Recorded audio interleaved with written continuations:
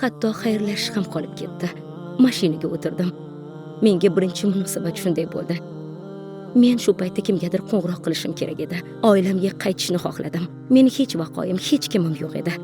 Birinchi qilgan ishim dindor do'stimga qo'ng'iroq qildim. U javob bermadi, chunki u menga yo'q azizam, hammasi yaxshi deb aytishiga muhtoj edim. Ikkinchi do'stimga qo'ng'iroq qildim, chunki uning Qur'on o'qishi juda ham go'zal edi.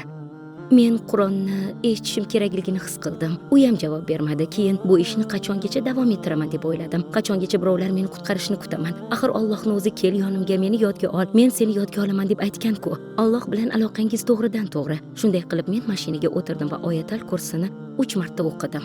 Allohdan meni dinda saqlab qolishini so'radim. Men bilan nima sodir bo'lishini ahamiyati yo'q. Shunchaki menga musulmon sifatida o'lishga ruxsat ber va men shunday qildim. O'ylaymanki, bu yana muhim bir lahza bo'lib, unda men musulmon ekanligimni angladim.